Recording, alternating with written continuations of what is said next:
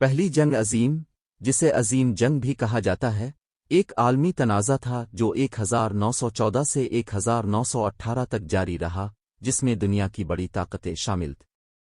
اس کی ابتدا سیاسی، اقتصادی اور علاقائی تناؤ کے ایک پیچیدہ جال میں ہے جو جنگ شروع ہونے سے پہلے کئی دہائیوں سے یورپ میں پیدا ہو رہی تھی۔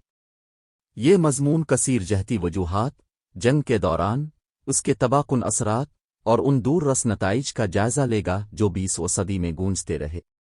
پہلی جنگ عظیم کی جوڑیں 19ویں صدی کے اواخر میں تلاش کی جا سکتی ہیں، جس کی خصوصیت پورے یورپ میں قوم پرستی، سامراجیت اور عسکریت پسندی کے عروج سے ہوتی۔ براعظم کو مسابقتی اتحادوں میں تقسیم کیا گیا۔ جرمنی، اسٹرانگرا اور اٹلی کے ٹرپل الائنس نے فرانس، روس اور برطانیہ کے ٹرپل انٹینٹی کے خلاف مقابلہ کیا۔ ان اتحادوں نے طاقت کا ایک نازک توازن پیدا کیا، جس میں کسی بھی خلل سے پورے براعظم میں تصادم کا خطرہ تھا۔ جنگ کا فوری محرک ایک سربیائی قوم پرست کے ہاتھوں جون 1914 میں سرائیوو میں آسٹریا ہنگری کے آرچ ڈیوک فرنز فرڈینینڈ کا قتل تھا۔ اس واقعہ نے ایک سفارتی بحران کو بھڑکا دیا کیونکہ جرمنی کی حمایت یافتہ آسٹریا ہنگری نے سربیا کو الٹیمیٹم جاری کرتے ہوئے تزیری اقدامات کا مطالبہ کیا۔ جب سربیا کا رد عمل ان کی توقعات سے کم رہا تو اسٹرانگرا نے جنگ کا اعلان کر دیا، جس سے پورے یورپ میں اتحاد کے لیے اور متحرک ہونے کا سلسلہ شروع ہو گیا۔ جنگ تیزی سے ایک وحشیانہ تنازع میں بدل گئی، جس کی خصوصیت مغربی محاذ پر خندق کی جنگ ہے۔ دونوں طرف کے فوجیوں نے کیچڑ، چوہوں سے متاثرہ خندقوں میں ناقابل تصور مشکلات برداشت کیں، مسلسل توپ خانے کی بمباری، مشین گن کے فائر اور زہریلی گیس کے حملوں کا سامنا کرنا پڑا۔ ورڈن، سومے اور پاسچنڈیل جیسی لڑائیاں جنگ کی ہولناکیوں کی علامت بن گئیں، جس میں ہلاکتوں کی تعداد لاکھوں میں تھی۔ اس دوران مشرقی محاذ نے مرکزی طاقتوں جرمنی، اسٹرانگرا اور سلطنت عثمانیہ سے اور اتحادیوں روس، فرانس اور بعد میں برطانیہ کے درمیان فوجیوں کی وسیع نقل و حرکت اور بغاوت کی لڑائیاں دیکھی تھیں۔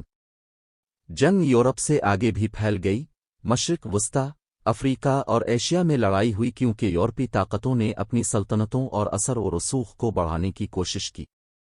تکنیکی ترقی نے جنگ کے دورانیے کی تشکیل میں اہم کردار ادا کیا۔ مشین گنوں، ٹینکوں، ہوائی جہازوں اور کیمیائی ہتھیاروں کے تعارف نے جنگ میں انقلاب برپا کر دیا، جس کی وجہ سے تباہی اور جانی نقصان کی بے مثال سطح پر پہنچ گئے۔ زہریلی گیس کے استعمال نے، خاص طور پر، جدید جنگ کی صفاقانہ اور اندھا دھند نوعیت کو اجاگر کیا، جس سے فوجیوں اور شہریوں کو یکساں طور پر اذیت ناک تکلیفیں پہنچیں۔ جنگ کے گہرے سماجی اور معاشی نتائج برآمد ہوئے، جس نے پوری دنیا میں معاشروں اور معیشتوں کی تشکیل نو کی۔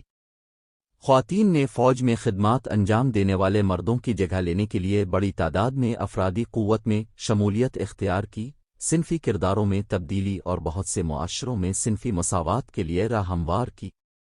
تباہی کے بے مثال پیمانے نے معیشتوں کو درہم برہم کر دیا، جس کے نتیجے میں افراط زر، خوراک کی قلت اور سماجی بے چینی پیدا ہوئی۔ جنگ کے دور رس سیاسی اثرات بھی مرتب ہوئے، جس کے نتیجے میں سلطنتوں کے خاتمے اور سرحدوں کو دوبارہ کھینچنا پڑا۔ 1919 میں دستخط شدہ ورسائی کے معاہدے نے جرمنی پر سخت معاوضے عائد کیے اور یورپ کے نقشے کو نئے سرے سے تیار کیا، نئی قومی اور علاقے بنائے۔ تاہم، امن تصفیہ گہری خرابی ثابت ہوا، جس نے مستقبل کے تنازعات کے بیج بوئے اور شکست خوردہ طاقتوں کے درمیان ناراضگی اور مایوسی کو فروغ دیا۔